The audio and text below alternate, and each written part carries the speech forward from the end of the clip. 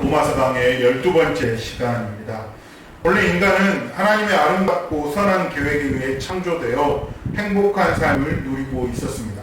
인간을 창조하신 후에 하나님이 창세기 1장 31절에서 보시기에 심히 좋았더라라고 말씀해 주셨습니다. 그 행복은 그러나 오래가지 못했습니다.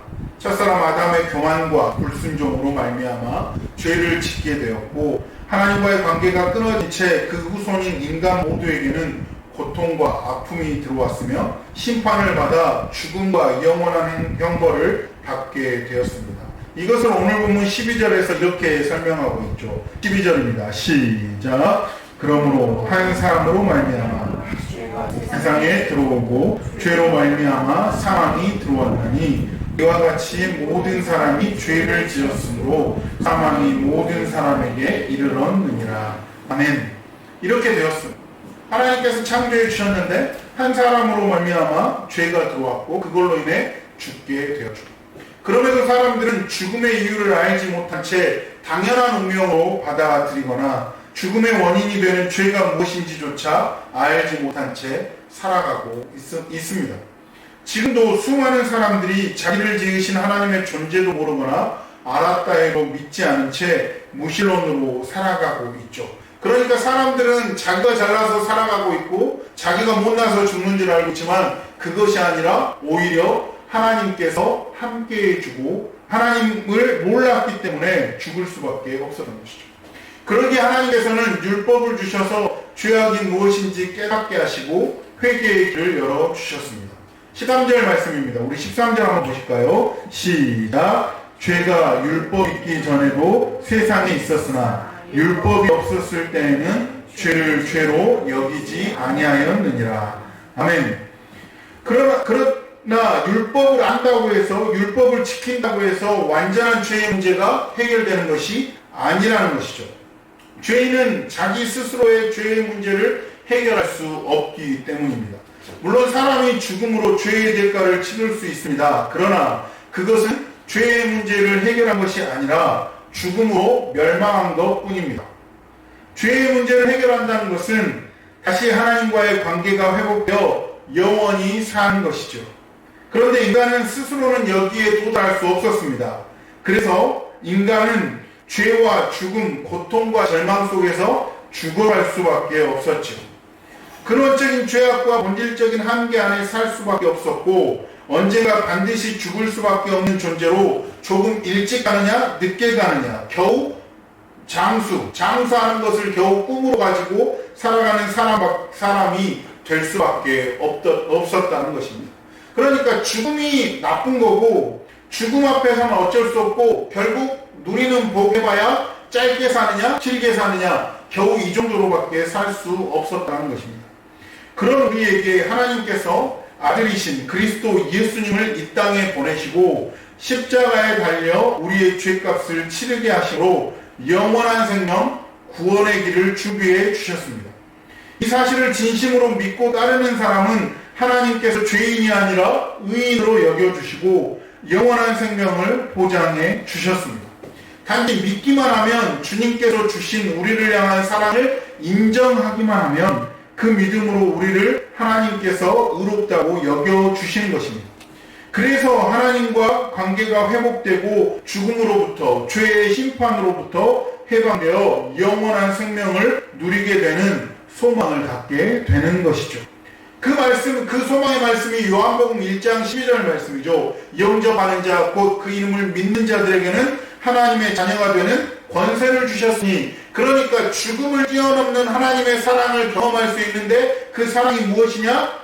예수 그리스도를 믿는 것이라는 것이죠. 믿기만 하면 뭐가 된다고요? 하나님의 자녀가 되는 거예요. 이제 죽고 살고의 문제가 아니라 죽음 너머에 있는 진정한 기쁨을 누릴 수 있게 되었다는 겁니다. 뭐만 하면? 영접만 하면. 무엇을? 예수 그리스도를 나의 구주로 영접만 하면 하나님의 자녀가 되는 권세를 얻을 수 있다는 겁니다. 그리고 요한일서 5장 11, 12절은 이렇게 말씀합니다. 또 증거는 이것이니 하나님이 우리에게 영생을 주신 것과 이 생명이 그의 아들 안에 있는 그것이다. 아들이 있는 자에게는 생명이 있고 하나님의 아들이 없는 자에게는 생명이 없느니라. 그러니까 영접하면 하나님의 자녀가 있고 하나님의 아들을 믿는 자에게는 생명이 있고 영원히 살 수 있다라고 약속해 주셨다는 겁니다. 이 소망이 있기에 환난과 고통 중에서도 마음의 평화를 얻게 됩니다.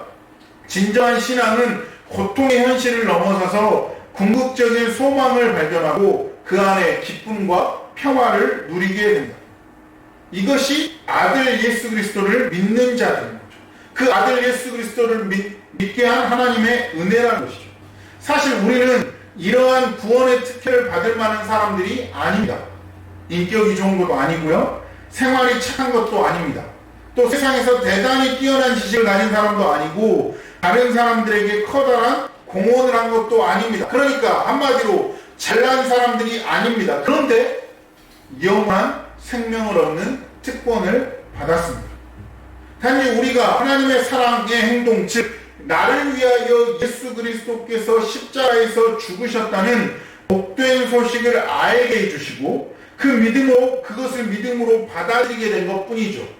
내게 값없이 주어진 것 마치 선물을 받은 것처럼 갑작스럽고 일방적으로 전해져 온 것이 구원의 소식입니다. 그래서 구원은 전적으로 하나님께서 나에게 베풀어 주신 은혜이죠. 이걸 15절에서 이렇게 설명합니다. 15절입니다. 시작. 그러나 이 은사는 그 범죄와 같지 아니하니 곧 한 사람의 범죄를 인하여 많은 사람이 죽었은즉 더욱 하나님의 은혜와 또한 한 사람 예수 그리스도의 은혜로 말미암은 선물은 많은 사람에게 넘쳤느니라. 이것을 이렇게 이야기해 준 거예요. 여태까지 설명. 그리고 나서 21절 말씀 볼까요? 21절입니다. 시작. 이는 죄가 사망 안에서 왕노릇한 것 같이 은혜도 또한 의로 말미암아 왕노릇하여 우리 주 예수 그리스도로 말미암아 영생에 이르게 하려 함이라. 아멘. 이 말씀은 우리 인간에게 두 가지 권세가 있다는 것을 말합니다. 하나는 아담으로부터 정해진 죄와 사망의 권세며 또 하나는 예수님으로부터 나온 은혜와 의의 권세입니다. 이 본문을 제2의 아담 기독론이라고 신학적으로 설명합니다. 무슨 말이냐? 하나님께서 보내신 첫사람 아담은 하나님의 뜻대로 끝까지 살지 못하고 실패했어요. 그런데 하나님께서 또 다른 아담을 보내주시는데 누구예요? 예수 그리스도예요. 그 예수 그리스도는 실패했어요? 실패하지 않았어요? 실패하지 않았다는 거예요. 그 예수님으로 말미암아 그분을 믿기만 하면 구원에 이른다는 거예요. 그래서 두 번째 사람 아담 예수님을 보내셨다. 그래서 제2아담 기독론이라고도 이야기합니다. 그런 거 알 필요 없고요. 어쨌든 중요한 건 아담으로부터 전해진 건 죄와 사망이에요. 그래서 우리가 원죄를 갖고 있죠. 우리는 죄를 지었냐 안 지었냐를 떠나서 그냥 태어날 때부터 죄인이고 태어날 때부터 죽을 수밖에 없고 태어날 때부터 문제가 있는 인간입니다. 그런데 또 다른 권세가 있는데 예수님으로부터 나온 은혜와 의의 권세예요. 그분을 따르기만 하면 살 수밖에 없고 그분을 믿기만 하면 구원에 이른다는 이 양 권세가 있다라는 이야기입니다. 그렇다면 우리는 지금 어느 권세에 속해 있는가 이것이 중요하죠. 과연 죄와 사망의 권세에 아직까지도 속해 있느냐 아니면 예수 그리스도를 통한 의와 평안의 진리에 속해 있느냐. 예수님께서는 친히 우리에게 이렇게 말씀하셨습니다. 요한복음 5장 24절 말씀입니다. 제가 한번 읽어드릴게요. 내가 진실로 진실로 너희에게 이르노니 내 말을 듣고 또 나 보내신 이를 믿는 자는 영생을 얻었고 심판에 이르지 아니하나니 사망에서 생명으로 옮겼느니라. 우리가 이 말씀을 믿기만 하면 우리는 영원한 생명을 얻는 거예요. 예수님도 이렇게 말씀하셨어요. 너희가 죽을 수밖에 없는 죄인이지만 이제 내 말을 듣고 나를 보내신 하나님을 믿는 자는 영생을 얻었고 심판을 받지 아니하다는 거죠. 우리는 이제 이런 영원한 생명에 대한 소망을 갖고 있다는 거예요. 왜냐하면 더 이상 그분을 죄가 죽음으로 왕노릇하지 않게 하기 때문입니다. 즉 죄와 죽음으로 지배당하지 않는다는 것이죠. 그것이 은혜라는 겁니다. 오늘 본문 21절 말씀을 새 번역 성경으로 읽어보면 그것은 죄가 죽음으로 사람을 지배한 것 같이 은혜가 의를 통하여 사람을 지배하여 우리 주 예수 그리스도로 말미암아 얻는 영원한 생명에 이르게 하려는 것입니다.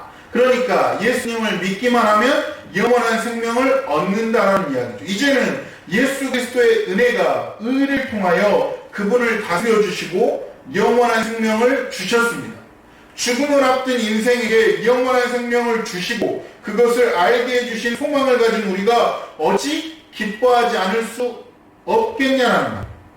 그래서 우리의 남은 삶을 주님을 위해 더 구체적으로 말한다면 하나님의 영광을 위해 살게 되고 하나님을 즐거워하게 된다는 것이죠. 이것이 사도 바울이 율법주의자로 종교적 열심을 가지고 살다가 예수님을 만나 구원의 길을 발견하고 방향을 바꿔 복음 전도자로 살게 된 이유라는 것입니다.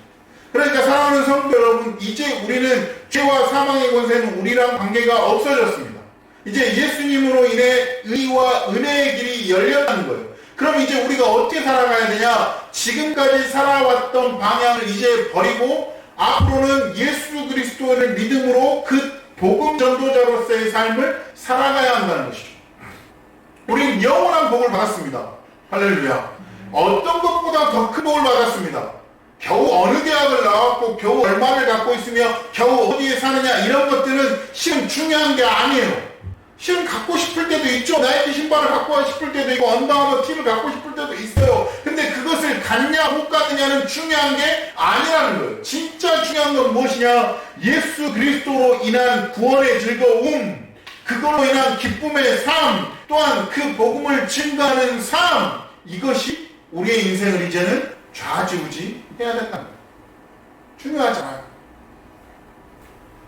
이 이야기를 해야 되냐 말아야 되냐 굉장히 고민스럽지만 저도 목사지만 흔들릴 때가 많아요. 네.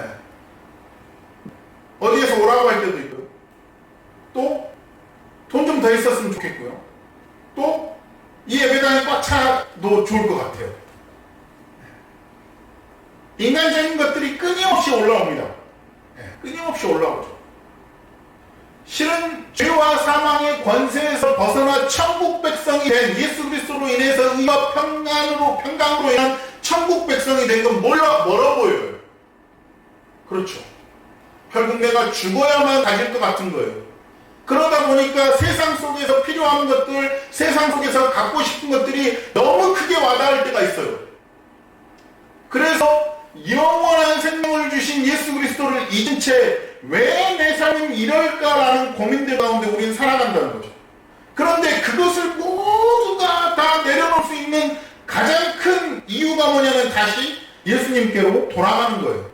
예수님밖에 없는 거예요. 왜요? 우리는 죽을 수밖에 없는 죄인이었는데 그 죽음에서 돌이켜 주셨기 때문에 예수님이에요. 단지 어려운 여건 속에서 견디고 참을 뿐만 아니라 영혼에 대한 소망으로 기쁘고 즐거워하게 된다라고 오늘 말씀은 우리에게 말해주고 있습니다. 그러니까 우리가 진짜 붙잡아야 될 것은 무엇이냐? 예수 그리스도를 통한 소망이라는 것이죠. 예수 그리스도를 통해 주시는 은혜로 환난 가운데 있는 우리에게 구원의 기쁨을 회복하고 소망의 나날들이 되시기를 주님의 이름으로 축원합니다. 진짜 중요한 게 뭐냐? 예수님입니다. 진짜 가져야 될 게 뭐냐? 예수님입니다. 이건 습관처럼, 이거는 뭐 버릇처럼 하는 이야기가 아니라, 멀리 있는 이야기가 아니라 진짜 우리가 하루하루를 살아가면서 경험해야 될 은혜입니다. 더 이상 아담의 실패를 반복하지 말고 예수 그리스도의 은혜를 붙잡으며 날마다 승리하시는 저와 여러분이 되시기를 주님의 이름으로 축원합니다. 기도하겠습니다.